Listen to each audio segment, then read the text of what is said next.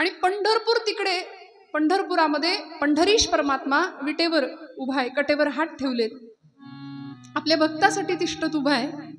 ज्या पंढरीश पांडुरंग परमात्माला भेटण्याकरता सबंध महाराष्ट्र, सबंध भारत आणि जगभरातली अनेक मंडळी आज त्या वारीच्या वाटेवर आहेत. आपण भाग्यवान आहोत की महाराष्ट्रामध्ये इथं आपला जन्म आहे. या भूमीला देवभूमी असं म्हटलंय. भारतात राहून आज देव आहे की नाही अशी चर्चा करणारी काही मंडळी आहेत. बघा, राहतायत भारतात आणि देव आहे की नाही अशी चर्चा करतात. भारतात राहून देव आहे की नाही हे म्हणणं हे मोठं पाप आहे, कारण भारत ही देवभूमीच आहे. अध्यात्म हे या भूमीचं काळीज आहे.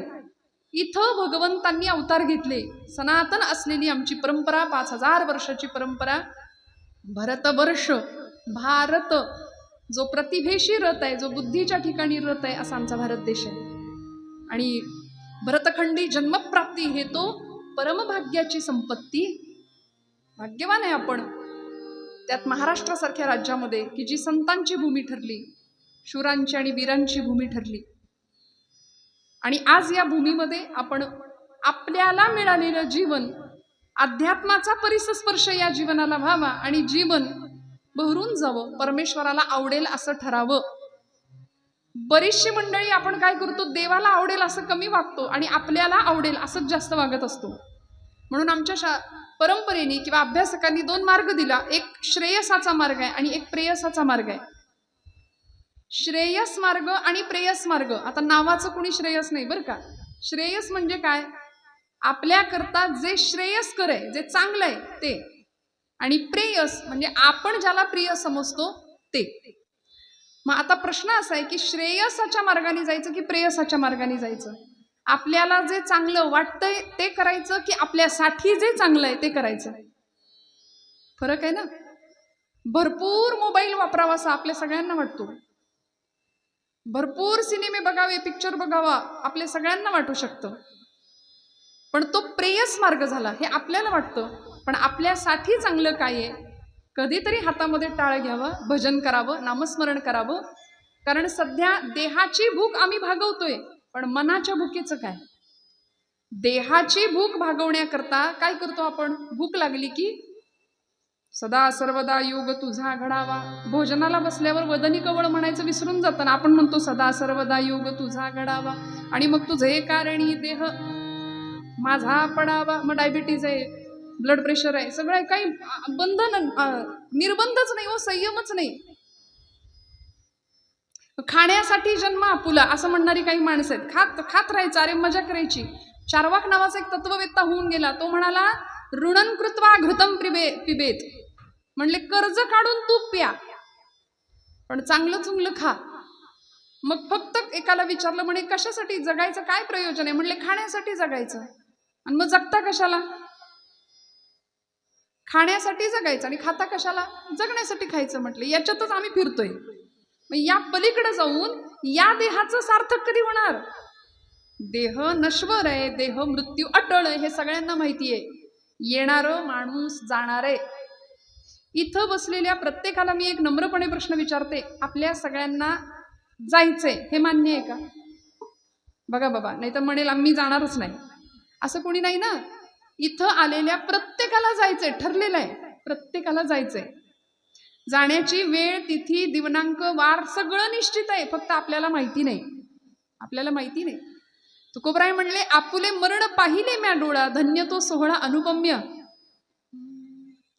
पण तुकोबरायांची ही परिस्थिती निर्माण झाली की आता कुठलीही परिस्थिती येऊ दे, कुठलाही काळ माझ्या समोर येऊ दे, आता निश्चिंतीने पावलो विसावा कुंटलिया धावा तृष्णेचिया. निश्चिंत अवस्था, विसाव्याची अवस्था जीवनामध्ये आली पाहिजे बरं का. कधीतरी थांबावं असं वाटलं पाहिजे. आपल्याला वाटतं का, खरं सांगा. माणसं घर बांधतात, आयुष्यभराचा कष्ट, आयुष्यभराचं सगळं देहाचं रक्ताचं पाणी करून, पण वरती गज शिल्लक ठेवायची इच्छा होतेच. पुढं मागं चढू. स्लॅबचं घर बांधलं तरी वरती गज आम्ही ठेवतो का, बघू पुढं चढवू, नाही तर पोरं चढवतील. थांबत नाही आम्ही, कुठेच थांबत नाही. परवा एक आजोबा भेटले बरं का, 70-80चं वय. आणि प्रचंड चिंता होती चेहऱ्यावर. म्हटलं बाबा काय झालंय, वारी करायची का नाही म्हणले, आता शरीर थकलं. आणि इतके दिवस केली का नाही केली. मग कसली चिंता आहे, सगळं कमावून ठेवलंय, 7 पिढ्या बसून खातील एवढं कमवून ठेवलंय, इतकं कमावलंय, इतकी संपत्ती आहे, तरी सुद्धा चेहरा का पडलाय. काहींचे चेहरे बघण्यासारखे असतात बघा. म्हणजे मी इथलं नाही सांगत, मला इथं परत यायला आवडेल, मी इथलं नाही सांगत. आमचं एक ठरलेलं आहे, जिथं जाऊ तिथलं नाही सांगायचं. फार तर मी इथलं पुण्यात जाऊन सांगेन. त्यामुळे काहींचे चेहरे बघितल्याबरोबर समाधान वाटतं आणि काहींचे चेहरे बघितले की असं वाटतं अरे अरे अरे आजचा दिवस काही आता जात नाही चांगला. मग आम्ही प्रसन्न असावं. समाधी म्हणजे दुसरं काही नाही, मनाची टिकणारी अखंड प्रसन्न अवस्था म्हणजे समाधी आहे. प्रसन्न राहता यावं. त्या बाबांना मी म्हटलं बाबा काय एवढे चिंतेत आहे तुम्ही, काय झालंय तरी काय तुम्हाला. पंढरीनाथ भगवान की जय. चेहरा असा का पडलाय तुमचा, 7 पिढ्या बसून खातील एवढी पुण्याई तुम्ही कमवून ठेवली, एवढी इस्टेट आहे तुमच्याजवळ. म्हणाले अगं सगळं खरंय तुझं, 7 पिढ्या बसून खातील एवढं मी कमावून ठेवलंय, पण 8वी पिढी काय खाईल माझी याची चिंता लागली मला. माणसं कशाची चिंता करतील, किती चिंता करतील काही सांगू शकत नाही. आलेला क्षण वर्तमानात उत्तम जगणं हे आमचं काम आहे. बरं, भविष्याची चिंता संतांना कधीच नव्हती, कारण सगळ्या चिंतांचं हरण करणारा चिंतामणी संतांना भेटला होता. चिंता नव्हती. तुकोबांना किती चिंता करता आली असती. 18 विश्व दारिद्र्य होतं घरात. आईसाहेब विचारायच्या धनी अहो तुम्ही रोज पंढरपूरला जाताय, आळंदीला जाताय, भामनाथाच्या डोंगरावर, घुरडेश्वराच्या डोंगरावर जाऊन बसता, इथं पोरांच्या पोटात अन्नाचा कण नाही, पाण्याचा थेंब नाही, तुम्हाला काहीच कसं वाटत नाही. महाराज म्हणायचे जिजे कशाला काळजी करतेस, अगं ज्यानं चोच दिली ना तो चारा देणार आहे. हे तुकोबरायांचं वचन आहे. म्हणून तर महाराजांची अवस्था काय होती, सकाळी ज्या तुकोबरायांच्या घरातलं सगळं अन्नधान्य लोकांना वाटून टाकलं, कर्ज खत डोहात इंद्रायणीच्या बुडवून टाकली, ते तुकोबराय सकाळी सकाळी अंगणात उभे आहेत आपल्या वाड्याच्या. आईसाहेब जिजाई मातोश्री मोरीत स्नानाला गेलेत आणि देहू गावातली एक अत्यंत गरीब अशी जख्ख वृद्धा एक म्हातारी तुकोबरायांच्या वाड्याच्या अंगणात आल्यात. प्रचंड दारिद्र्य. तुकोबरायांनी तिच्याकडे पाहिलं आणि सांगितलं आजी काय पाहिजे. पण काही बोलायच्या आधी त्या म्हातारीच्या अंगावरचं लुगडं 8-10 ठिकाणी फाटलेलं तुकोबरायांनी पाहिलं. संत कसे असतात बघा. महाराजांनी क्षणाचाही विलंब न लावता आतमध्ये गेले आणि मोरीत स्नानाला गेलेल्या आईसाहेबांनी आपलं नेसायचं लुगडं निर्या करून भिंतीवर ठेवलं होतं. जुन्या बायकांची पद्धत. मग ते भिंतीवर निर्या करून ठेवलेलं लुगडं तुकोबरायांनी हळूच घेतलं आणि त्या म्हातारीला देऊन टाकलं. म्हणले आता 120च्या स्पीडनं जा, मागणं भूकंप येईल तुझ्या. ते लुगडं घेऊन गेले त्या आजी. आता आईसाहेबांची आंघोळ झाली, स्नान आटोपलं आणि लुगड्याला हात लावणार. आता नेसायचं लुगडं. बरं पूर्वीच्या काळी आपल्यासारखं नव्हतं, कपाट उघडलं की अंगावर पडतात साड्या, एवढ्या साड्या असतात. पण फक्त नेसायचं अंगावरचं एक आणि काठीवरचं एक, 2च लुगडी. मग आता नेसायच्या वस्त्राला हात घालायला हात वर केला, लुगडं कुठं दिसतंय. क्षणात विचार आला डोक्यात की हे तुकोबांचं काम आहे, हे आपल्या धन्याचं काम आहे, कारण स्वभाव माहिती असतो. मग तुकोबांशी भांडण केलं का आवली आईनी? नाही. जिजाई आई साहेबांनी तुकोबांना नाही काही बोलल्या, तिकडे भांडण केलं. कारण ते वैर तिथं होतं, पक्क वैर. वैर सुद्धा पक्का असावं बरं का. ज्याच्याशी वैर करू ते वैर पक्का असावं. कारण ही विरोध भक्ती आहे. कंसाची विरोध भक्ती होती कृष्णाशी. सतत कृष्ण कृष्ण कृष्ण दिसायचा. तसं आवला जिजाई आई साहेबांची शिव्या देण्याचं एक निश्चित ठिकाण होतं, पांडुरंग. अरे मेल्या कात्या, मेल्या मुर्द्या, तुला बघवत नाही का रे, माझ्या संसाराचं पार इस्फोट करून टाकलास, म्हणून पांडुरंगाला शिव्यांच्या लाकडी व्हायच्या. तिथे पांडुरंगाला जाब विचारला, माझा धनी असाच आहे, त्याचा स्वभाव असाच आहे, लुगडं दिलं म्हणून मला वाईट नाही वाटत, पण जो माझा धनी रोज तुझं नामस्मरण करतो, रोज तुझं भजन करतो, त्याच्या बायकोवर अशी वेळ आली, लुगडं दिल्याचा वाईट नाही वाटत, पण आज आबरू कशाने झाकू सांग म्हणाली. जाब विचारला पांडुरंगाला. आणि माझ्या पदरचं नाही सांगत, मैपतरायांनी चरित्र लिहिलंय तुकोबरायांचं. आणि मैपतराय सांगतात की या प्रसंगामध्ये पांडुरंग परमात्म्यांनी आपला पितांबर आवल्या आईच्या, जिजाई आईच्या अंगावर झाकायला दिलाय. तुकोबराय म्हणतात, नको चिंता करू वस्त्रा या पोटाची, माऊली आमुची पांडुरंग. कशाला चिंता करायची, सगळा देणारा तो आहे ना. म्हणून मागावं अशी इच्छाच नव्हती काही. सगळं मिळालंय हा भाव आपला असतो का. हा भाव आपल्याला असं वाटतं काहीतरी कमी आहे. शेजारी गाडी आली, आपल्याकडे गाडी नाही. शेजारी अमुक वस्तू आली, आपल्याकडे अमुक नाही. सतत वखवकलेपण आणि सतत असमाधानी वृत्ती. जगातली सगळ्यात मोठी श्रीमंती कुठली असेल तर ती समाधान नावाची श्रीमंती. ती तुमच्या माझ्याकडे नाहीये, म्हणून आम्ही दुःखाला कारण ठरलाय आमचा जीव. इथं आल्यानंतर निघून जायचंय. प्रत्येकाला माहितीये खो खोचा डाव असतो ना, ज्याला खो बसलाय त्याला उठावं लागतं. आणि त्या खेळामध्ये जर तो खेळगडी उठलाच नाही तर डाव मोडेल. मग इथं सुद्धा आम्हाला खो बसला की उठावं लागेल. मग हे माहितीये तरी सुद्धा कुठेतरी थांबावं, कुठेतरी समाधानी वृत्ती जीवनामध्ये यावी असं संतांना वाटलं. आणि संतांनी आम्हाला एक काढा दिला प्यायला. काढा, औषध डॉक्टर देतात ते पितो की नाही आपण, पण संतांनी दिलेला काढा आम्हाला नकोसा वाटतो. संत म्हणतात ब्रह्मरस घेई काढा जेणे पिडा वारेल. सगळा भवरोग नष्ट करण्याचं सामर्थ्य ज्या काढ्यामध्ये, असा ब्रह्मरस नावाचा काढा संत आम्हाला देतायत. कारण सत्य असलेलं ब्रह्म, त्याच ब्रह्माची कास धरा आणि ते ब्रह्म तदाकार वृत्तीला पोहोचा. अहम ब्रह्मास्मी हे वेदवचन आहे. त्या वेदवचनाचा बोध आम्हाला व्हावा आणि मग परमात्मा आपलासा वाटावा. असं सगळ्या संतांना आपल्याविषयी काळजी वाटली. कारण म्हणले हा सगळा भवसागर, हा जनसागर, हा लोकसंप्रदाय सगळा या भवसागरामध्ये बुडून गटांगळ्या खाऊन मरणार आहे एक दिवस असाच. पुनरपी जननम पुनरपी मरणम पुनरपी जननी जठरे शयनम. याच चक्रामध्ये आम्ही किती दिवस फसायचं. म्हणून आम्हाला देवाच्या चरणावर जाता यावं आणि प्रामाणिकपणे त्याची आर्तभावानी भक्ती करता यावी. म्हणून आर्त भक्त भगवंताला फार प्रिय असतो. श्रोते हो, आर्त अर्थार्थी आणि जिज्ञासू. आर्त भक्ती भगवंताला प्रिय असते. तुका म्हणे ऐसे आर्त ज्याचे मनी त्याची चक्रपाणी वाट पाहे. देव तिथं वाट पाहतोय आपल्या सगळ्यांची. 28 युगांपासून तिष्ठत असलेला भगवंत सगळ्या भक्ताची वाट पाहतो. कुणाची? जो आर्त भक्त आहे त्याची वाट पाहतोय. नामदेव महाराज म्हणतात की पांडुरंग परमात्म्याने मला गुज सांगितलंय ते मी तुम्हाला सांगतो. काय भगवंत गुज सांगतात? देव असं तसं सिक्रेट कुणाला नाही सांगत, ते नामदेव महाराजांना सांगतात आणि म्हणतात नामया तिही त्रिभुवनी नाही मज कोणी, सांगे चक्रपाणी नामयासी. आषाढी कार्तिकी विसरू नका मज, सांग तसे गुज पांडुरंग. आषाढी आणि कार्तिकीला बाकी नाही आला, बाकी वाऱ्या नाही केल्या तरी चालतील, पण या 2 वाऱ्या चुकवू नका म्हणाले. आषाढी कार्तिकी विसरू नका मज, सांगत असे गुज पांडुरंग. देव धावत येतो, मिठी मारतो आपल्या भक्ताला आणि स्पुंदून स्पुंदून रडतो. कोण रडतं? अहो प्रापंचिक माणूस रडला नवल नाही, पण देव रडतो खऱ्या भक्तासाठी. आणि आपलं उलट आहे, आपण देवासाठी नाही रडत, आपण जगासाठी रडतो. लेकरू जेवलं नाही म्हणून आपण रडतो. अजून काही सासूबाईंचे 2 शब्द नाही खपले म्हणून आम्ही रडतो. सुनबाईचं बोलणं जरा लागलं म्हणून आम्ही रडतो. आम्ही प्रपंचामुळे रडतो, प्रपंचासाठी रडतो. पण देवासाठी रडणारी माणसं वेगळी होती. तुकोबराय देवासाठी, नामदेव महाराज देवासाठी रडले. आणि एक प्रसंग यावा तुकोबरायांनी कीर्तन करावं गोड.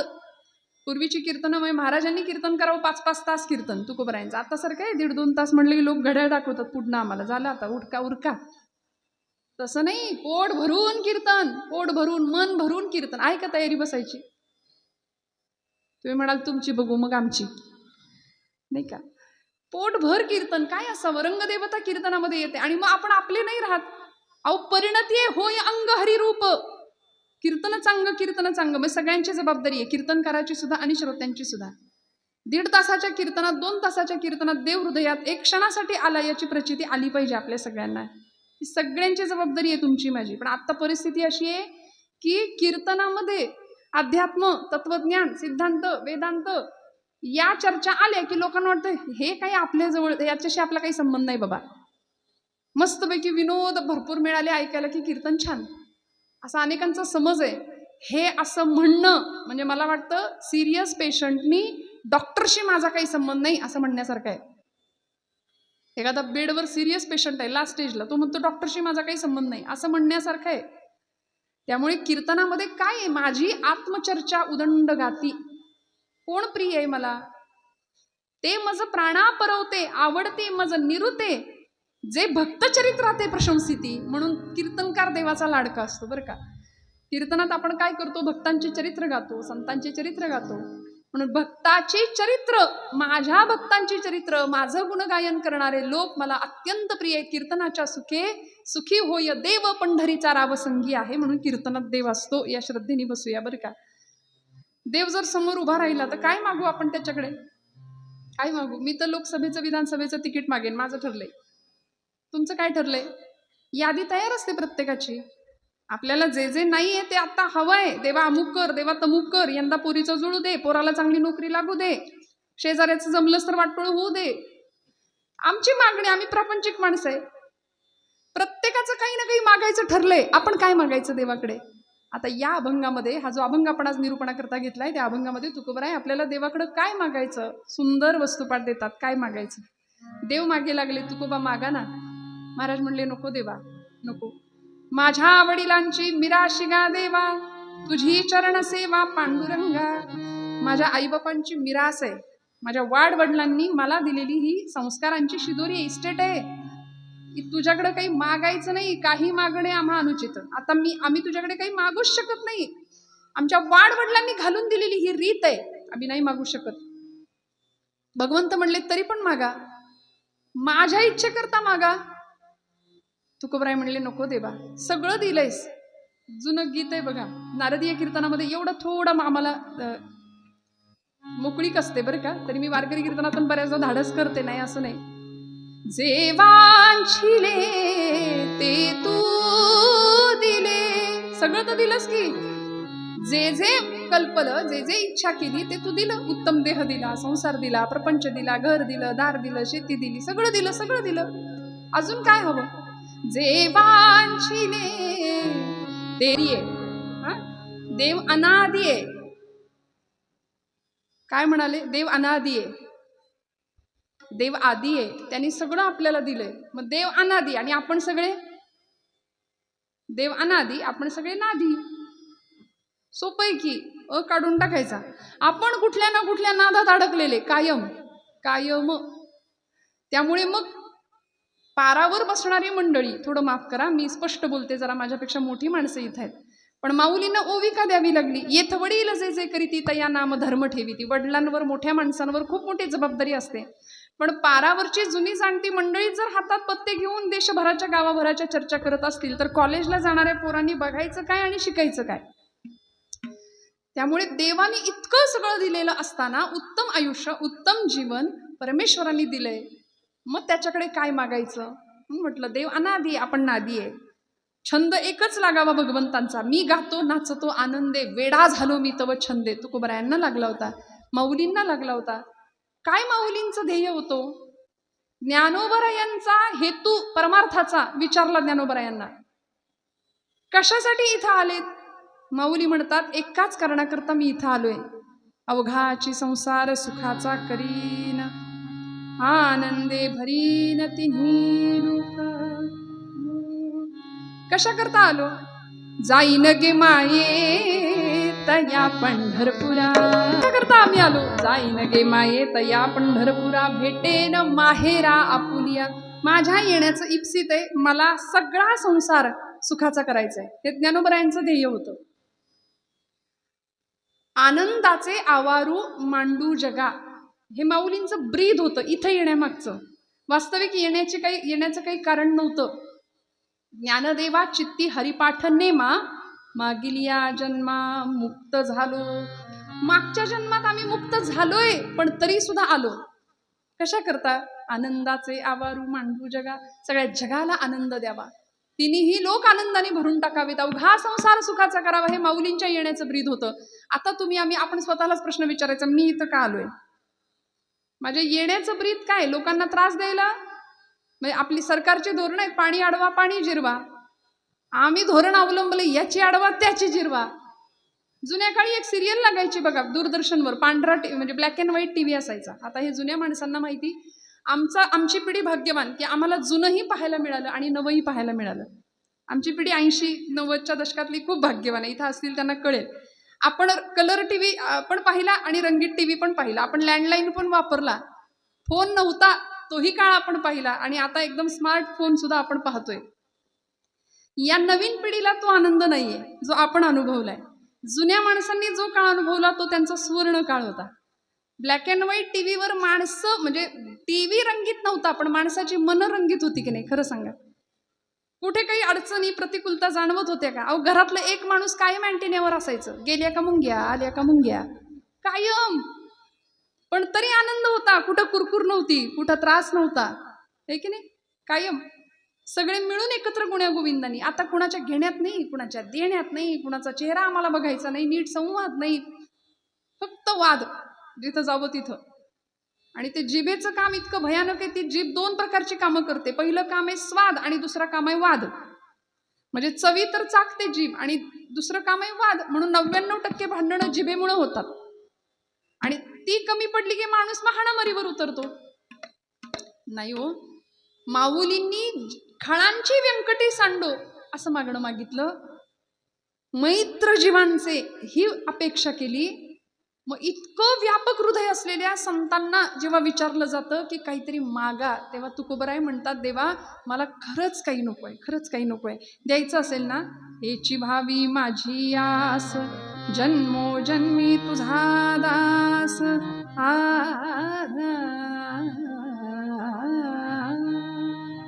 हेची भावी माझी आस, जन्मोजन्मी तुझा दास. तुला द्यायचंय ना, हेच दे. मग शब्द नुसता हे नाही वापरला, महाराज म्हणाले हेची. जिथं च येतो ना, चकार, तिथं निश्चय दर्शवला जातो. भाषेमध्ये चकार हा निश्चयाची भूमिका देतो. हेची व्हावी माझी आस, हेची दान देगा देवा. का?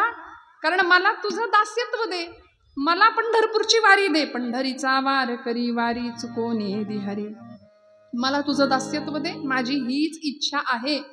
कारण जीवनामध्ये आलेल्या सुखदुःखांच्या पलीकडं आनंदरूप जी अवस्था आहे ना, ती आम्ही तिथं अनुभवतो. कारण भगवंत आनंद अद्वय नित्य निरामय जे का निज ध्येय योगी यांचे आनंद स्वरूप परमात्मा आहे. मग त्याला बघण्याकरता आम्हाला त्याच्या गावाला जावं लागेल. काय करेल मग तिथं गेल्यानंतर? जाऊ देवाची या गावा, जाऊ देवाची या गावा, जाऊ देवाची या गावा, जाऊ देवाची या गावा, जाऊ देवाची या गावा,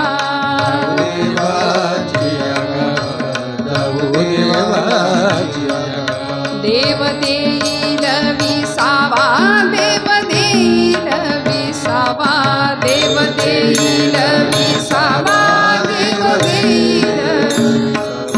देवा सांगू सुख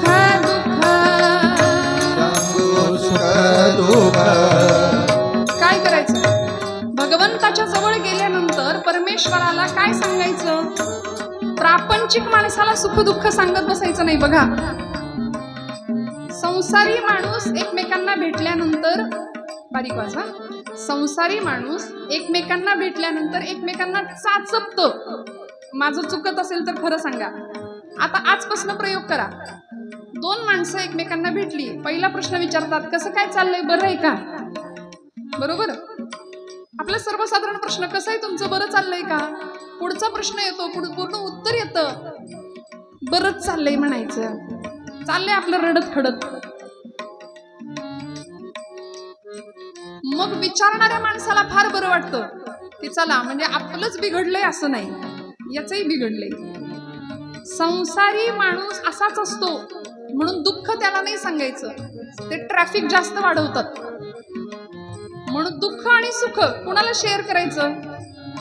देवा सांगू सुख दुःख, देवा सांगू सुख दुःख, देव निवारील भूक, देव निवारील भूक, देव निवारील भूक, देव निवारील भूक.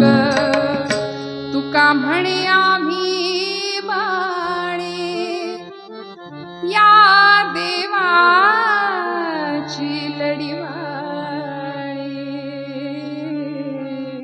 काय करायचं? लढीवाळ होऊन जाता आलं पाहिजे, लेकरू होऊन जाता आलं पाहिजे. संतांनी आम्हाला हे शिक्षण दिलं. बघा, अहंता बाजूला सांडायची आणि लेकरू होऊन देवाकडे जायचं. आज सगळा लाखोंचा समुदाय लेकरू बनून चाललाय आईच्या सोबत, माऊलींच्या सोबत. जगाची माय आहे ती. अक्षरशः आईनं आपल्या छत्राखाली घ्यावं. काय निष्ठा आहे, किती मोठी शिस्त आहे आज वारीला, लष्करी शिस्त आहे. कुठल्याही इव्हेंट मॅनेजमेंट कंपनीला न उलगडणारं कोड आहे आपली पंढरपूरची वारी. काय नियोजन आहे, काय शिस्त आहे, काय सुंदरता आहे, काय सोहळा आहे. ज्ञानोबरायांच्या कृपा छत्रछायेखाली सगळे वारकरी एका शिस्तीत चालतायत. कुठेही कुणाचा हेवा नाही, कुणाशी काही भांडण नाही, जाहिरातबाजी नाही, कुठं काहीच नाही. आनंदाने प्रेमाने पंढरपूरला भगवंताच्या सानिध्यात जाण्याचा प्रयत्न आहे ना. मग तिथं जाऊन काय करायचं? देवा सांगू सुख दुःख देव निवारील भूक. तुकोबरायांना हे माहिती आहे. म्हणून महाराज म्हणतात, देवा तुला मला द्यायचंय ना, तर एकच दे, हेची व्हावी माझी आस, जन्मोजन्मी तुझा दास. मला तुझं दास्यत्व कर, दास्यत्व दे. नवविधा भक्ती प्रकारातली सर्वश्रेष्ठ असलेली भक्ती आहे दास्य भक्ती. श्रवणम कीर्तनम विष्णू स्मरणम पादसेवनम अर्चनम वंदनम दास्यम सख्यम आत्मनिवेदनम. श्रवण भक्तीपासून सुरुवात झालेली भक्ती आत्मनिवेदनापर्यंत आम्हाला घेऊन जाते. आणि असा भगवंत आम्हाला प्राप्त होतो ना, मग तो दास्य हा टप्पा आहे एक त्या प्रकारातला, त्या भक्तीचा, त्या पायरी, एक पायरी आहे त्यातली. मग दास्य म्हणजे कुठली पदवी आहे का? नोबेल प्राइज आहे का? पद्मश्री पद्मविभूषण असा कुठला पुरस्कार आहे का? नाही. दास ही अवस्था आहे, दास ही भूमिका आहे. या दास्य भक्तीमध्ये सगळं द्यावं लागतं देवाला. संपत्ती, रूप, ऐश्वर्य, गुण, सौंदर्य हे सगळं नाही देऊन चालत. दास्य भक्तीमध्ये देवाला स्वतःलाच द्यावं लागतं, सर्वस्व अर्पण करावं लागतं. एक वेळ सर्व नाही दिलं तरी चालेल, पण स्व अर्पण करावा लागतो, सगळं द्यावं लागतं दास्यत्व भक्तीमध्ये. मग अशी दास्य भक्ती अनेकांनी केली. मारुतीरायांचं उदाहरण आपण दास्य भक्तीसाठी सगळ्यात मोठं मानतो ना. दिलं देवाला, स्वतःला देऊन टाकलं. म्हणून असा वेळी भगवंत अशा भक्ताला देऊन टाकतो स्वतःला. भगवंत म्हणतात, मला तुझ्याकडे द्यायला माझ्याजवळ दुसरं काही नाही, मी मलाच तुला देऊन टाकतो. म्हणून देव भक्ताचा होतो आणि भक्त देवाचा होतो दास्य भक्तीमध्ये. तुकोबराय म्हणतात, देवा मला तुझं दास्यत्व दे. कारण दास्य भक्ती आली की तिथे अहंकाराला थारा नसतो आणि देवाला ॲलर्जी येते या गोष्टीची. देवाला अहंकार आवडत नाही. पण आमचं जीवन सगळं अहंतेने आणि ममतेने इतकं भरलंय, इतकं व्यापलंय. मी आणि माझं, मी आणि माझं. पहिला पै गाठी मारतो आपण, सगळा सेव्हिंगला जातो पैसा. जुनी माणसं म्हण वापरायची, उष्ट्या हाताने कधी कावळा सुद्धा हाकलला नाही या माणसानं. का हो? कधी देशाचा विचार नाही, कधी धर्माचा नाही, कधी समाजाचा नाही, कधी लोकांचा नाही. फक्त मी आणि माझं, आपलं कुटुंबाचा फक्त विचार आणि माझा विचार. असं करता करता एक दिवस हा जीव आला, सगळा व्याप केला आणि निघून गेला. मग मिळवलं काय? काहीतरी देणं माझं समाजासाठी असावं. जगाचा तो भार आपुल्या शिरावर, ऐसे थोडे तर वाटू द्या हो. ही भूमिका संतांकडून आम्हाला शिकायची आहे. माऊलींना विचारावं कधीतरी, ज्ञानोबराय तुमचं काय हो? काही कधी कुठं सातबाराचा आहे का तुमचा उतारा? कुठं काही 4-2 एकर जमीन घेतलीये का? ज्ञानोबराय म्हणतात, हे विश्वची माझे घर, ऐसी मती जयाची स्थिर, किंबहुना चराचर आपणची झाला. सगळं विश्व माझं घर आहे. म्हणून आज तुमच्या माझ्या घरात आपल्या गेलेल्या मंडळींचे फोटो कदाचित नसतील, पणजोबांचे खापर पणजोबा नसतील, पण ज्ञानोबरायांची प्रतिमा प्रत्येकाकडे आहे. कारण सगळ्या घरात, सगळ्या मनात ज्ञानोबांनी स्थान निर्माण केलं. 750 वर्षांचा काळ, 750वी आत्ताची माऊलींची जन्माचं वर्ष आहे माऊलींचं. तुकोबरायांना जाऊन 375 वर्ष पूर्ण झाली, वैकुंठ गमन सोहळा झाला. देव आहे की नाही अशा भूमिका असणारी मंडळी किंवा संतांच्या अस्तित्वावर आणि संतांच्या चमत्कारावर शंका घेणारी मंडळी आजही आहेत समाजामध्ये. मला असं वाटतं, ज्ञानोबरायांनी भिंत चालवली का नाही, रेड्यामुखी वेद बोलवले की नाही असं विचारणाऱ्यांनी, म्हणजे भिंत चालवली की नाही असं म्हणणाऱ्यांनी आधी वाघावर बसून यायचं आणि मग विचारायचं, भिंत चालवली का ज्ञानोबरायांनी? जमेल का? आम्ही कुणावर शंका घेतो? किती काही म्हटलं तरी तुकोबराय मानव देहासहित वैकुंठाला गेले होते. हे त्रिकालाबाधित सत्य आहे की नाही? मग इथे शंका आणतो आम्ही, त्यामुळे आमचं नुकसान आमचा घात करतं किंवा आमचंच नुकसान होण्याला आम्ही कारण ठरतो. मग अशा सगळ्यातून पार होण्याकरता दास्य भक्ती तुकोबराय मागतात आणि म्हणतात, पंढरीचा वार करी वारी चुकोने दि हरी. भगवंता मला पंढरपूरची वारी दे. का हो? पंढरीचीच वारी का मागितली? कारण पंढरपूर हे सगळ्या तीर्थांमधलं सर्वश्रेष्ठ परमपावन असं तीर्थ आहे. सखी पुसे सखीसी दोन स्त्रिया आपापसामध्ये गोष्टी करतात. दोन मैत्रिणी भेटल्या की आपापसामध्ये त्यांनी काय बोललं पाहिजे हे आम्हाला ज्ञानोबराय शिकवतात. बघा, आम्ही दोन बायका, दोन मैत्रिणी एकत्र खूप दिवसांनी भेटलो की तुझ्या गळ्यातलं किती तोळ्याचं आणि माझ्या गळ्यातलं किती तोळ्याचं, तुझी साडी किती रुपयाची, माझी साडी किती रुपयाची, याच्यातच आपलं सगळं जाते ना, चर्चा संपून जाते. पण माऊली म्हणतात, एक सखी दुसऱ्या सखीला काय विचारते, सखी पुसे सखी येसी, युगे झाली 28, अद्यापी वर कटेवरी कर भिवरे तीरा, वाळवंटी संत सभा सभा, देव का हो विटेवरी उभा उभा, देव का हो विटेवरी उभा उभा, देव का हो विटेवरी, देव का हो विटेवरी उभा, देव का हो विटेवरी उभा. काय झालं, देव का विटेवर उभा राहिलाय याचं कारण नेती नेती असलेले म्हणणारे वेद सुद्धा म्हणतात, पुसू नका बाई वेदासी काही, शेष शिणल्या झाल्या द्विसहस्त्र जिव्हा जिव्हा, देव का हो विटेवरी उभा उभा. वर्णन करता करता वेद म्हणाले, न इति नेती नेती. भगवंत सांगताच येत नाही कसा आहे तो, का विटेवर आला असेल. विटेवर येण्याचं कारण आपल्या सगळ्यांना माहिती, रुक्मिणी रुसली म्हणून भगवंत विटेवर आला. पण पुंडलिकाचं निमित्त केलं भगवंतांनी, पुंडलिकाचा भक्तासाठी भगवंत विटेवर आला. तुमच्या माझ्या अनेक असलेल्या संत मांदियाळीसाठी पांडुरंग परमात्मा तिष्ठत 28 युगांपासून देव विटेवर उभा आहे. तुकोबाराय सांगतात, तुझ्यासाठी मला पंढरपूरची वारी दे, पंढरीचा वार करी वारी चुकोने दिहरी. तुकोबारायांनी तिसरं मागणं मागितलं, संत संग सर्व काळ अखंड प्रेमाचा कल्लोळ. संतांच्या जवळ फक्त प्रेम आहे. बघा, प्रेम तुम्हाला मला जगात कुठेही सापडणार नाही. खरं प्रेम, खरी माया, खरी ममता फक्त दोन ठिकाणी मिळते, एक आई आणि एक दुसरे संत. एक आई बाप आणि दुसरे संत. पित्याच्या ठिकाणी प्रेम मिळेल, मातेच्या ठिकाणी प्रेम मिळेल आणि संतांच्या ठिकाणी प्रेम मिळेल. म्हणून ज्याला कोणी नाही ना, जो अनाथ आहे, त्यांनी ठामपणे समजून जावं, ज्ञानोबा माझी आई आहे आणि तुकोबा माझा बाप आहे. ज्याला कुणीच नाही त्यांना ज्ञानोबा आहे, तुकोबा आहे. म्हणून माऊलींची भाषा ज्ञानेश्वरीतली आईची भाषा आहे आणि तुकोबांची गाथेतली भाषा ही बापाची भाषा आहे. बघा, आहे की नाही. नित्य पठणात नित्य वाचनात असणाऱ्या मंडळींना मी काय म्हणते ते लक्षात येईल. आईची भाषा आहे. जरा एकही शब्द कठोर नाही माझ्या ज्ञानेश्वरी माऊलींचा.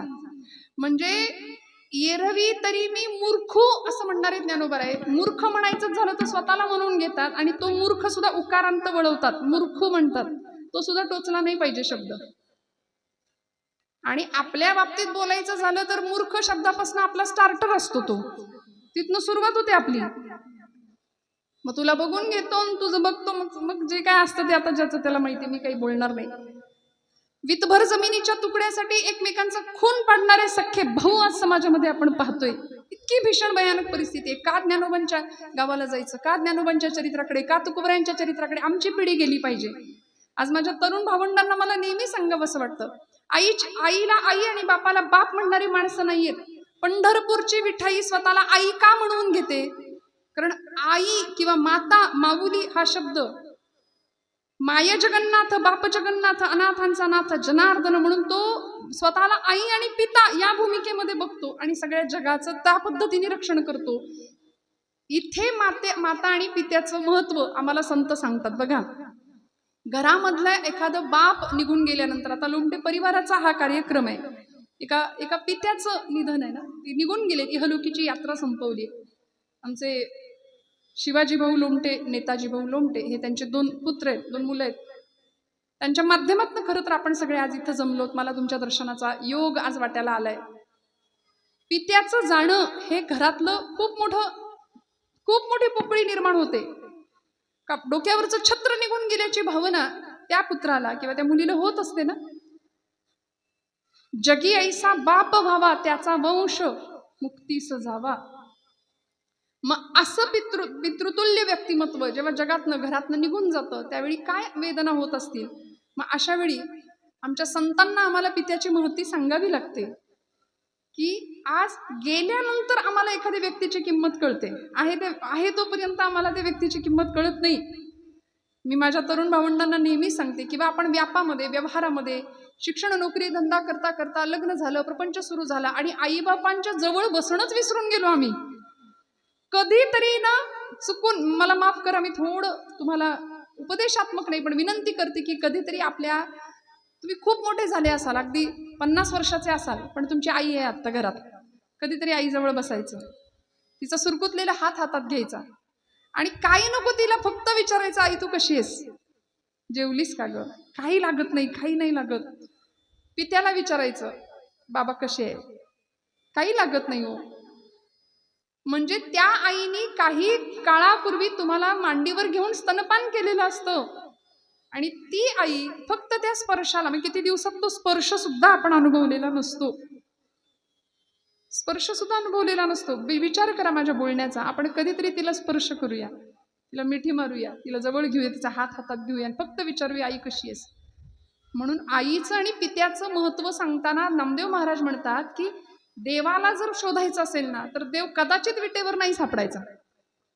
नाही ज्याला पंढरपूरला जाता आलं ना त्यांनी घरात आपल्या माता पित्याकडे जायचं, त्याच्या चरणावर डोकं ठेवायचं आणि नामदेव महाराज सांगतात, माता विठ्ठल पिता विठ्ठल. विठ्ठल कुठे पाहता येईल? आईच्या चरणात विठ्ठल दिसेल, पित्याच्या चरणात विठ्ठल दिसेल. बाप निघून गेल्यानंतर मग पिंडाला कावळा शिवत नाही म्हणून हळहळ व्यक्त करण्यापेक्षा आहेत तोपर्यंत त्यांची किंमत राखूया. माझ्या तरुण भावंड नेहमी मी सांगत असते की तुम्ही, आमच्या आईबापाला काही कळतच नाही, जणू काही आपण कुठून ढगातून पडलो वरती, आणि इतका ॲटिट्यूड, आमच्या आई वडिलांना काही कळत नाही, आमचे आईबाप अडाणी आहेत. अरे अडाणी असले तरी अनुभवाचं विद्यापीठ आहे घरात त्यांच्या रूपाने तुझ्या. वडिलांनी टाकलेल्या पेट्रोलवरती आम्ही गाड्या अशा सुंदर पळवतो आमची पोरं. मला असं वाटतं, त्यांना असं वाटतं का की आम्ही खूप ओव्हर स्मार्ट आहे किंवा हँडसम डॅशिंग असं दिसतो. तुम्ही डॅशिंग नाही, तुम्ही मूर्ख दिसता. कारण वाऱ्याशी स्पर्धा करत गाड्या पळवणारे आमची पोरं एका सेकंदात होत्याचं नव्हतं होऊन घरामध्ये येतात आणि आई बापा समोर नको त्या अवस्थेत लेकराला बघावं लागतं. 9 महिने 9 मास जिने हृदयामध्ये, पोटामध्ये रक्ताचं सिंचन करून वाढवलं, काय दृश्य पाहावं लागतं. कुठेतरी सावध होऊया आणि आपला जन्म सार्थकी कसा लागेल याचा विचार करूया. नामदेव महाराज सांगतात, देवाला कुठं पहा, माता विठ्ठल पिता विठ्ठल, माता विठ्ठल पिता विठ्ठल, पिता विठ्ठल, माता विठ्ठल, विठ्ठल, बंधू विठ्ठल, गोत्र विठ्ठल, बंधू विठ्ठल, गोत्र विठ्ठल, तीर्थ विठ्ठल, क्षेत्र विठ्ठल, तीर्थ विठ्ठल, क्षेत्र विठ्ठल, तीर्थ विठ्ठल, क्षेत्र विठ्ठल, तीर्थ विठ्ठल, क्षेत्र विठ्ठल. देवा विठ्ठल, देवा पूजा विठ्ठल,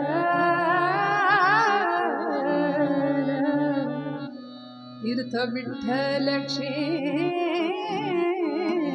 विठ्ठल. सगळीकडे विठ्ठल पाहता आला पाहिजे. आणि ही भूमिका आम्हाला कुणामुळे प्राप्त होते? आम्हाला संतांमुळे प्राप्त होते. म्हणून संत संग सर्व काळ अखंड प्रेमाचा कल्लोळ. एक वेळ पंगत चुकली तरी चालेल पण संगत नाही चुकता कामा. जेवायला कुणासोबत चुकीच्या माणसासोबत बसला तरी चालेल पण संगत नाही चुकता कामा, कारण संघाचा रंग आमच्या मनाला लागतो. म्हणून असा संघ करावा की जो आमच्या जीवनात प्रेमाचा कल्लोळ निर्माण करेल. आणि संत स्वतः प्रेमस्वरूप आहेत, वात्सल्य सिंधू आहेत. संतांची एक गावी प्रेमाचा सुकाळ नाही तळमळ दुःखलेश, तेथे मी राहीन होऊनी याचक घालतील भीकतेची मज. संतांच्या दारात कुत्रा होऊन बनून जगावं लागलं तरी चालेल पण संतांचाच संग करावा, ही तळमळ संतांची होती. म्हणून तुकोबराय म्हणतात, मला संत संग दे, संत संग सर्व काळ अखंड प्रेमाचा कल्लोळ. आणि मग देवा चंद्रभागे स्नान तुका मागे हेचे दान. चंद्रभागेचं स्नान पंढरपुरात मला घडू दे भगवंता. माझ्या जीवनाचं सार्थक याच गोष्टीमुळे होणार आहे. आणि म्हणून असं दान तू मला दे. अभंगाच्या मूळ पदामध्ये तुकोबराय सांगतात, पूर्वरंग संपला, हार आणला तरी चालेल. हेची भावी माझी आस, हेची भावी माझी आस, हेची भावी माझी. आणि पंढरपूर तिकडे, पंढरपुरामध्ये पंढरीश परमात्मा विटेवर उभा आहे, कटेवर हात ठेवलेत, आपल्या भक्तासाठी तिष्ठत उभा आहे. आणि तिकडून आईसाहेबांनी हळूच विचारलं, का हो, आता त्यांचा संवाद होतच असेल की नाही का, हळूच विचारलं, का हो, हे एवढी सगळी गर्दी तुमच्याकडे येतेय आणि यातला प्रत्येक जण वैकुंठाला जाणार का? आणि मग या सगळ्याच लाखो लोकांना जर वैकुंठ प्राप्त झालं तर तिथे लोकसंख्या किती वाढायची आणि तिथे ट्रॅफिक जाम नाही का होणार? केवढी गर्दी होईल? हा प्रश्न कोणी विचारला? गृहमंत्र्यांनी. आईसाहेबांनी विचारला पांडुरंग परमात्म्याला. म्हणून तर तुकोबराय संत हुशार का, संतांनी वशिला लावायचा झाला तर आधी तिकडून लावला. रखुमाईच्या पती सोयरिया म्हणायचे, पांडुरंगा नाही म्हणले, विठ्ठला नाही म्हणले, रखुमाईच्या पती सोय. आई जवळ केली की बाप आपोआप जवळ येतो. मग पांडुरंग परमात्मा विचारतायत, अगं तुला कोणी सांगितलं पंढरपूरला येणारा प्रत्येक जण माझ्यासाठीच येतो असं तुला कोणी सांगितलं? कारण या गर्दीमध्ये हौशे गौशे आणि नवशे सगळे असतात. ते मला काही ठाऊक नाही का? सगळे येतात. पण पंढरपूरला आला म्हणजेच तो मला प्राप्त होतो किंवा मी त्याला प्राप्त होतो असं तुला कोणी सांगितलं? माझ्या पूर्वावतारामध्ये, कृष्णावतारामध्ये मी अर्जुनाला भगवद्गीतेचं ज्ञान दिलं तेव्हा त्याच्यामध्ये असं सांगितलंय, यत्करोषि यदश्नासि यज्जुहोसि ददासि यत् तपस्यसि कौन्तेय तत्कुरुष्व मदर्पणम. अरे पंढरपूरला नाही जमलं तरी सुद्धा तू जे जे कर्म करशील, यत्करोषि, ते सगळं मला मदर्पणम, मला अर्पण करण्याच्या भावनेनी कर. काय करायचं? पायांनी चालणं ही भगवंताची प्रदक्षिणा आहे. कानांनी भगवंताचं नाम ऐकावं, डोळ्यांनी त्यालाच पाहावं. जे कर्म करू ते भगवंताला अर्पण करावं. यद यद कर्म करोमि तत्तदखिलम शंभो तवाराधनम, आचार्य म्हणतात. मग जो कर्मात मला पाहतो तो सुद्धा मला प्रिय आहे. नाही पंढरीला यायला झालं म्हणून काय झालंय? आता हे सगळं आपल्यासाठी बरं का, याचा अर्थ नाहीच जायचं असं नाही करायचं. देव म्हणतो नाही जमलं एखाद्या वेळी यायला तर जो कर्मात मला पाहतो त्याला, तो मला प्रिय आहे, त्याला वैकुंठ लोक प्राप्त होतो. बर, मग रुक्मिणी आईसाहेब म्हणतात, आहे का असं कोणी की जो पंढरपूरला येतच नाही पण तुम्ही त्याला प्रेम करता किंवा तुम्ही तुमचं त्याच्यावर लक्ष आहे, असा कोणी आहे का एखादा भक्त? भगवंत म्हणले, जायचं का त्याला भेटायला? जाऊया म्हणे. फार लांब नाही जावं लागलं. पंढरपूर पासून काही अंतरावर असलेलं एक गाव, आणि त्या गावामध्ये भगवंत रुक्मिणी आईला घेऊन आलेत. ही गर्दी चाललीच आहे आणि देव आईसाहेबांना घेऊन माघारी आलेत. पंढरपूर पासून जवळ असलेलं एक गाव. कुठं आले हो? आणि कानावर शब्द पडले, कांदा मुळा भाजी, कांदा मुळा भाजी, कांदा मुळा भाजी, कांदा मुळा भाजी, कांदा मुळा भाजी, कांदा मुळा भाजी, अवघी विठाई माझी, अवघी विठाई माझी, अवघी विठाई माझी, अवघी विठाई माझी, अवघी विठाई माझी, अवघी विठाई माझी. लसूण मिरची कोथिंबिरी, लसूण मिरची कोथिंबिरी, अवघा झाला माझा हरी, अवघा झाला माझा हरी, कांदा मुळा भाजी, कांदा मुळा भाजी, हो कांदा भाजी, मुळा भाजी, अवघी विठाई माझी, अवघी विठाई माझी, अवघी विठाई माझी. क्या बात है बाबा. अवघी विठाई माझी, अवघी विठाई माझी, अवघी विठाई माझी. सावत्याने केला मळा,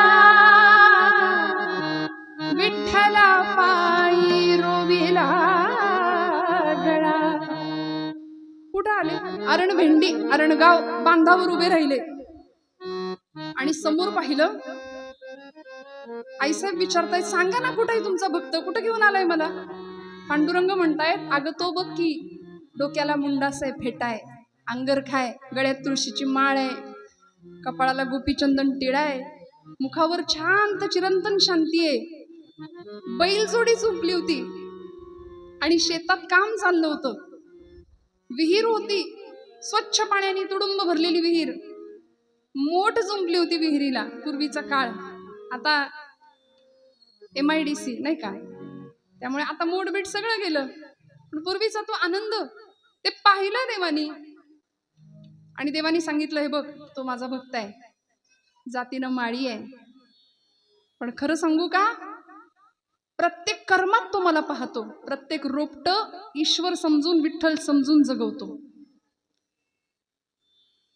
आणि आईसाहेबांनी भगवंतांना काही विचारावं तेवढ्यात तिकडून भर दुपारची माध्यान्नीची वेळ, आता काम चाललंय रानात म्हटल्यानंतर त्यांची बायको सावित्रीबाई, सावतोबांची पत्नी, डोक्यावर भाकरी घेऊन रानात आल्या. आणि सोलापूर साईड आता इरकल नाही का, इरकली लुगडं नेसलेलं, कपाळावर रुपया एवढं कुंकू. आता रुपयाचं अवमूल्यन झालं त्यामुळे ते कुंकू केलं, पण पूर्वीच्या माता भगिनी मोठं कुंकू, पदर, खानदानी शालीनता. आणि तिच्याकडे पाहिलं आईसाहेबांनी आणि दोघांचा आता संवाद ऐकायची इच्छा झाली. इकडं विठ्ठल रुक्मिणी बांधावर उभे राहून दोघांचा संवाद ऐकतायत. कारभारणीनं सांगावं, धनी आता बैलासनी मोकळं करा, चारा पाणी द्या आणि बसा बरं जेवायला, उशीर झालाय. सावतोबांनी बैल मोकळे केले, चारा पाणी दिलं आणि जेवायला बसले. अन्न ब्रह्माची प्रार्थना केली, पहिला घास मुखात उचलून घातला. तेवढ्यात बायकोनी प्रश्न विचारला, धनी बरेच दिवस झालं तुम्हासनी काही विचारीन म्हणते, पण आज काही राहावं ना, तर विचारू का? मी विचारेन त्या प्रश्नाचं उत्तर खरं खरं द्या बरं का. सावतोबा म्हणली, अगं विचार की, एवढा कसला विचार करतीस त्यात? अहो तुम्ही पांडुरंगाचा भक्त हायसा, कपाळाला गोपीचंदन टिळा असतो, बुक्का असतो, गळ्यात तुळशीची माळ असते, पण पंढरीला गेलेलं मी कधीच तुम्हाला पाहिलं नाही 15 वर्षात. आज आपल्या लग्नाला 15 वर्ष झाली. आपल्याला 8 वर्षाची नांगिता नावाची मुलगी आहे, नागू नाव सावतोबांच्या मुलीचं. पंढरपूरला गेलेलंच पाहिलं नाही. सावतोबा हसले आणि म्हणाले, कारभारने हा ऐका ग तुझा प्रश्न, तुला उत्तर देतो. जेवण आटोपलं, हात धुतला आणि बैलांच्या जवळ गेले. बैलांच्या पाठीवर एक मस्त थाप मारली आणि आपल्या कारभारणीला सांगितलं, बघा अगं पंढरपूरला मी जात नाही याचं कारण तुला ऐकायचंय ना, कारण माझा पांडुरंग सगळीकडे आहे असं मी जाणतो. ईश्वरच सर्वभूतानां हृद्देशेर्जुन तिष्ठती, ब्राह्मण सर्वभूतानी यंत्रारूढानी मायया. गीतेचं तत्वज्ञान, उपनिषदांचं गहन तत्वज्ञान सावतोबा आपल्या बायकोला सोपं करून सांगतायत. एको देवा हा सर्वभूतेषु गूढ, हा सर्वव्यापी सर्वभूतांतरात्मा. सावतोबा म्हणतायत, अगं देव माझा कुठं आहे माहितीये, पांडुरंग कुठं आहे सांगू का तुला? बैल विठ्ठल. बैलाच्या पाठीवर थाप मारली आणि सांगितलं, इथं विठ्ठल आहे माझा. शेत विठ्ठल, बैल विठ्ठल, शेत विठ्ठल, बैल विठ्ठल, शेत विठ्ठल, विश्व विठ्ठल गे. बैल विठ्ठल, शेत विठ्ठल, विश्व विठ्ठल गे. विठ्ठल वाणी मोठ काळी, ती बी विठ्ठल गे. विठ्ठल वाणी मोठ काळी, ती बी विठ्ठल गे. बैल विठ्ठल, शेत विठ्ठल, विश्व विठ्ठल गे.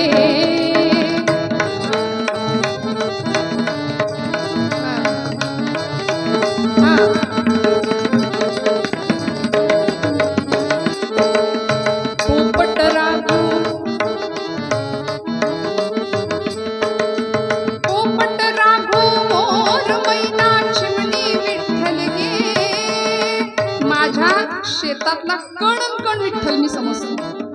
काळी मोठ विठ्ठलात सुद्धा काळाच आहे की नाही, ती मोठ काळी विठ्ठल स्वरूप. पोपट राघू मोर मैना चिमणी विठ्ठल गे. चिमणी वाणी नागू माझी, चिमणी वाणी नागू माझी, ती मी विठ्ठल गे. बैल विठ्ठल, शेत विठ्ठल, विश्व विठ्ठल गे.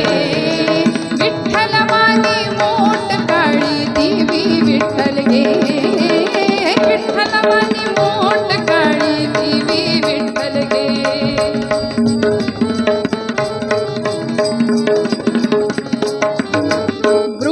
विठ्ठल पापी विठ्ठल वेली विठ्ठल गे वेली वाणी सखये माझी तू बी विठ्ठल गे वेली वाणी सखये माझी तू बी विठ्ठल गे बैल विठ्ठल शेत विठ्ठल विश्व विठ्ठल गे विठ्ठल वाणी मोठ काळी क्या बात आहे बाबा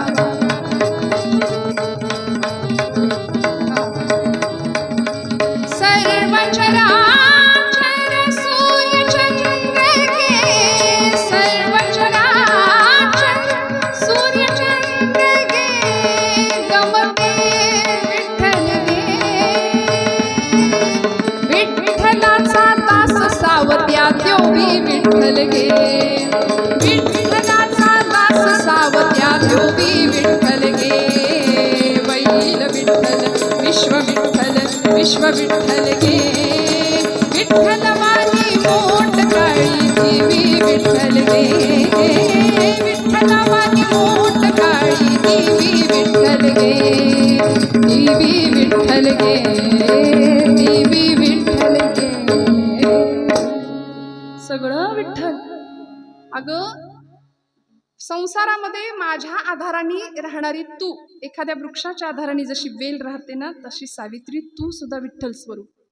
माझ्या घरात असलेली माझी नांगिता ती विठ्ठल स्वरूप सगळंच विठ्ठल स्वरूप. बघा ना प्रपंचात भांडणं होतील का बायकोला विठ्ठल मानायचंय जमेल का इकडं विचारते. सावतोबांनी मानलं तू विठ्ठल स्वरूप आहे तू म्हणशील ते आता हे आहेत तरी मी बोलते तू म्हणशील ते तसं तर पूर्व दिशा सगळी इकडचीच असते नाही का. घरात सुद्धा आपलाच आवाज असतो की नाही हो म्हणा ना बरं जाऊ दे तुम्ही म्हणा घरात आमचाच आवाज असतो की नाही इकडे घरात या वर्गाचाच आवाज असतो की नाही.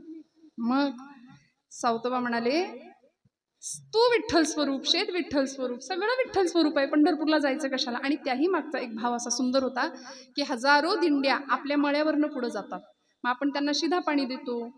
हजारो माणसं आपल्या मळ्यात बसतात जेवतात त्यांच्या मुखातनं साक्षात पांडुरंग जेवतो अशी माझी श्रद्धा आहे. मग आपणच पंढरपूरला गेलो तर या लोकांच्या मुखात पांडुरंग उपाशी राहील ना इथे पांडुरंग उपाशी राहील. म्हणून म्हणाले आता कर्म इथंच भगवंताला पाहायचं म्हणून पंढरपूरला जात नाही. हे सगळं बायकोला कळलं पण 8 वर्षाची त्यांची मुलगी होती ती मागणं धावत आली असं खांद्यावरून हात गळ्यात मिठी मारली आणि सांगितलं बाबा बाबा अहो माझ्या सगळ्या शेजारच्या मळ्यातल्या मैत्रिणी ती यमी ती ठकी ती बनी सगळे पंढरपूरला चाललेत. बाबा चला ना आपण पण जाऊ यंदा पंढरपूरला मला जायचंय मला घेऊन चला. 8 वर्षाची नांगिता म्हणते. आता पत्नीला सांगितलं आता हिला काय सांगायचं अधिकार तैसा करू उपदेश मग हिला पटलं पाहिजे. म्हणून सावतोबा सांगतात नागू अगं आपण पंढरपूरला जात नाही. बाबा का जात नाही कारण पांडुरंग आपल्या मळ्याचा मालक आहे ग त्यांनी आपल्याला सांभाळायला कुळ म्हणून सांभाळायला हा मळा दिलाय. काय म्हणलात बाबा पांडुरंग आपल्या मळ्याचा मालक आहे आम्हाला माहिती नव्हतं. नाही खरं तर सगळ्या जगाचा मालक तोच आहे. खरं सांगा एक पिता काय असतो आपल्या लेकीला सांगत होता पांडुरंग या सगळ्याचा मालक आहे आपण सगळं करतो पण आपल्याला कधी कळणार की या सगळ्याचा मालक तो आहे. आपण मी आणि माझं एवढ्यातच बसलो ना. त्या नागूला सांगितलं आपण आपल्याला हा मळा देवानी सांभाळायला दिलाय मग त्यांनी दिलेलं काम सोडून आपण जर गेलो निघून तर तो नाही का रागवणार आपल्यावर आपल्याला जाता नाही येणार. नागू देवा बाबा पांडुरंग मळ्याचा मालक आहे पण मग कधी खंडणी वसूल करायला येत नाही कधी वाटा मागायला येत नाही त्याला तर मी कधी पाहिलंच नाही. आणि सावतोबा बोलून गेले नागू तू त्याला बोलाव तू बोलाव मग तो येईल. मुखातनं शब्द बाहेर पडला आणि या पोरीने मनावर घेतलं. 8 वर्षाची मुलगी.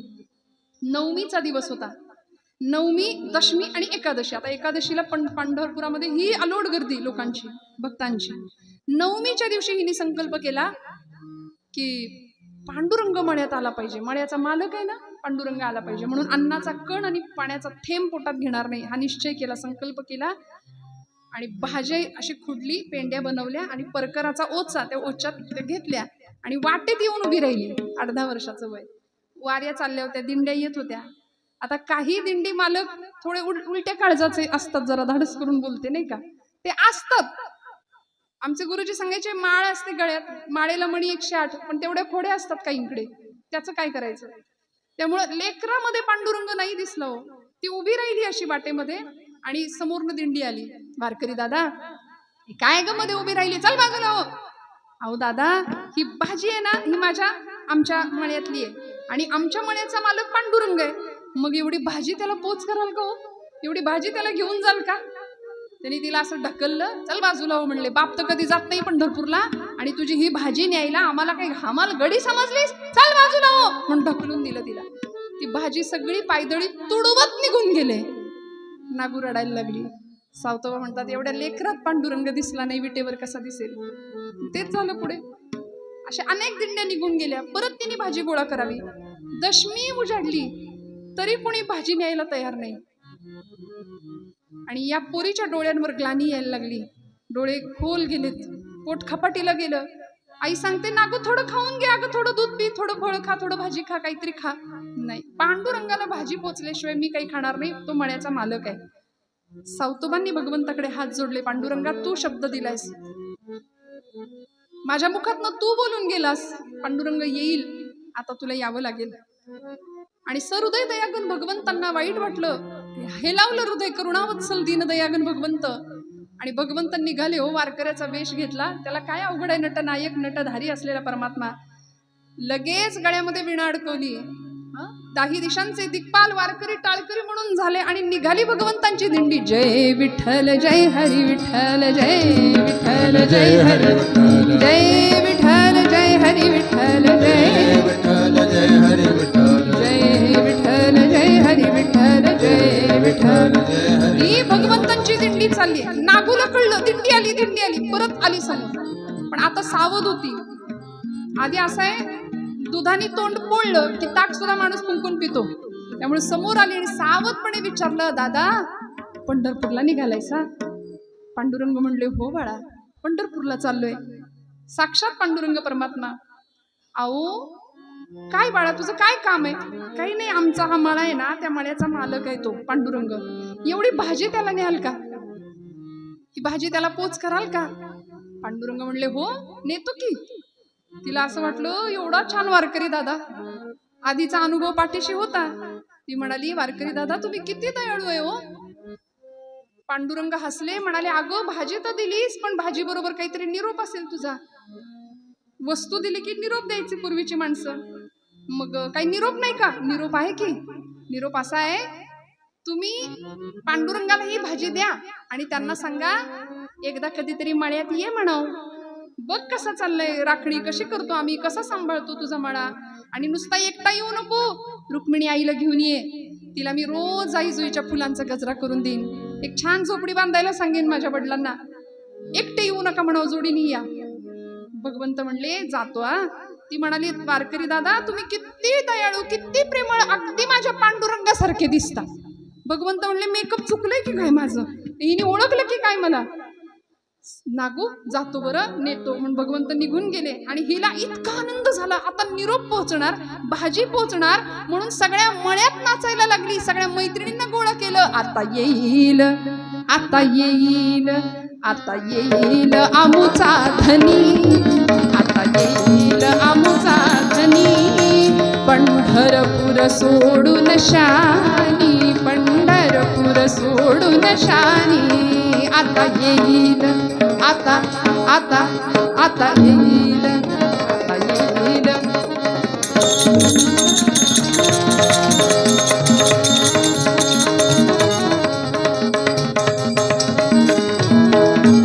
तो गरुडावरी बैसुनी, तो गरुडावरी बैसुनी, संगे घेऊन रुक्मिणी राणी, संगे घेऊन रुक्मिणी राणी. तो गरुडावरी बैसुनी, तो गरुडावरी बैसुनी, संगे घेऊन रुक्मिणी राणी, संगे घेऊन रुक्मिणी राणी. आता येईल आमुचा धनी, आता येईल आमुचा धनी, पंढरपूर सोडून शानी, पंढरपूर सोडून शानी, पंढरपूर सोडून शानी, पंढरपूर सोडून शानी. देव येणार, देव येणार. मळ्याचा मालक येणार म्हणून नाचायला लागली हो. बरं, पोटात अन्नाचा कण नाही. आणि असं करता करता एक क्षण असा आला, एकादशीचा दिवस उजाडला. पोरगी निचेष्ट बेशुद्ध झाली, डोळे मिटले, खोलवर गेलेले डोळे, अंगात त्राण नाही, अवसान नाही. सावतोबांनी असं हातावर घेतले, देवा किती पोरीनं वाट पाहिली तुझी, कधी येशील पांडुरंगा, येशील का नाही येशील रे. पोरगी पोटात अन्नाचा कण घ्यायला तयार नाही, पाण्याचा थेंब घ्यायला तयार नाही. तू शब्द दिलायस ना येतो म्हणून, तुला यावं लागेल. आणि भगवंतांनी तिची ती अवस्था पाहिली, सावतोबांची हाक ऐकली आणि वीट सोडली. देव निघाले. आता देवाला निघायचं तरी कसं, एकादशीचा दिवस. देव एकादशीला तर पांडुरंग विठ्ठेवर पाहिजेच. आणि एकादशीच्या दिवशी जर देवानं वीट सोडली तर सगळ्या संतांना देव दिसणार कसा. आता कुणाचं त्याच्याकडे लक्ष असतं नसतं हा भाग वेगळा आहे, पण अधिकारी संतांना देव दिसला पाहिजे विटेवर. आणि पांडुरंग परमात्म्याच्या पंढरपुरामध्ये हा भक्तीचा जागर, कीर्तनाचा, नामदेव महाराजांचं कीर्तन रंगलंय.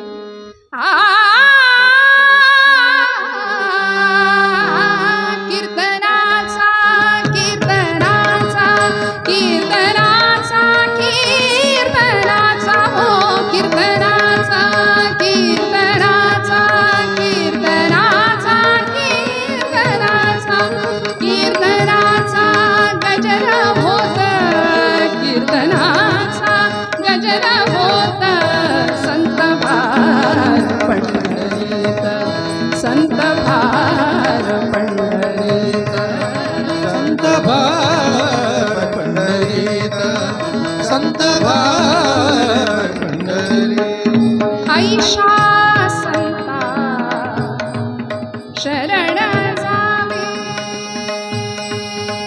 ऐशा संता शरण जावे. जनी म्हणे त्याला धावे, जनी म्हणे त्याला द्यावे, त्याला द्यावे. संत भार पंढरीत, संत भार पंढरीत, संत भार पंढरीत. अहो ही गर्दी पंढरपूरमध्ये आणि पांडुरंगच दिसेना सगळ्यांना. नाही, फक्त ज्ञानदेवांना नामदेवांना तो दिसेना. ज्ञानोबा माऊली म्हणतायत पांडुरंग नाहीये विटेवर. नामदेव महाराज विचारतायत ज्ञानोबा कुठे गेला असेल, आणि माऊलींनी सांगावं न येणाऱ्या भक्ताकडे गेला असेल.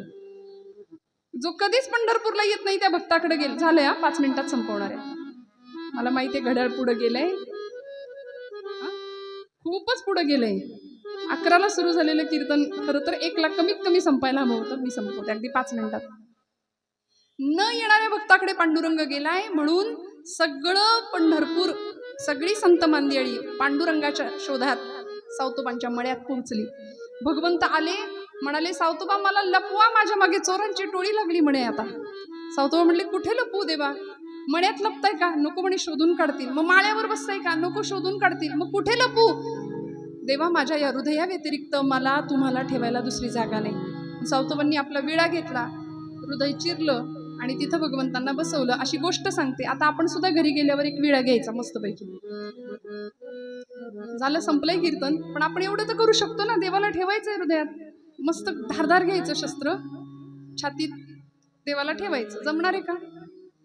नाही ना. अहो हृदय बंदीखाना केला आता विठ्ठल कोंडीला.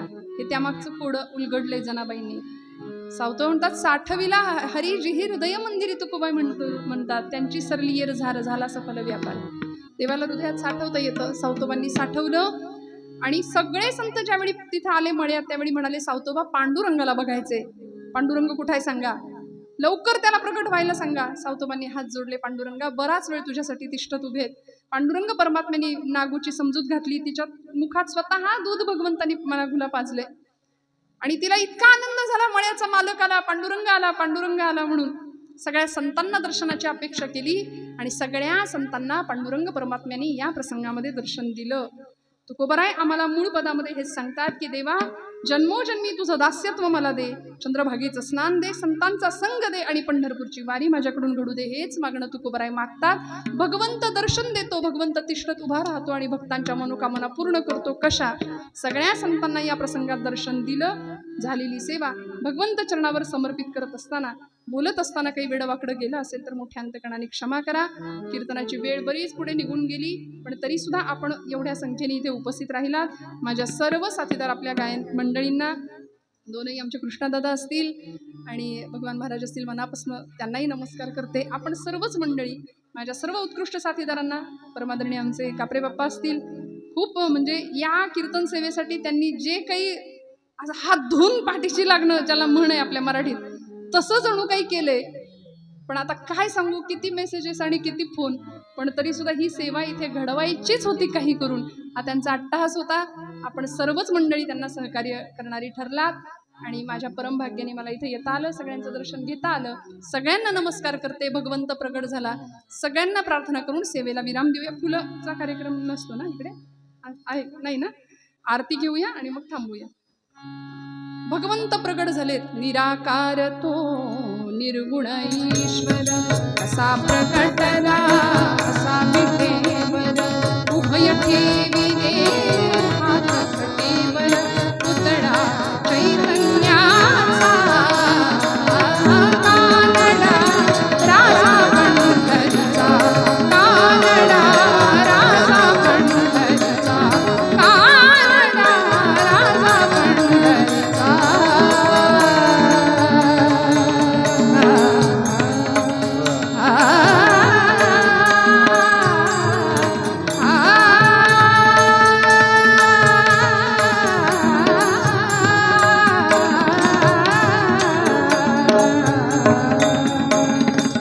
चंद्रभागे स्नान, चंद्रभागे स्नान, तुका मागे हे जिदान, तुका मागे हे जिदान. पंढरीचा वार करी, पंढरीचा वार करी, पंढरीचा वार करी, पंढरीचा वार करी. पंढरीचा वार करी, पंढरीचा वार करी, हरी पंढरीचा वार करी.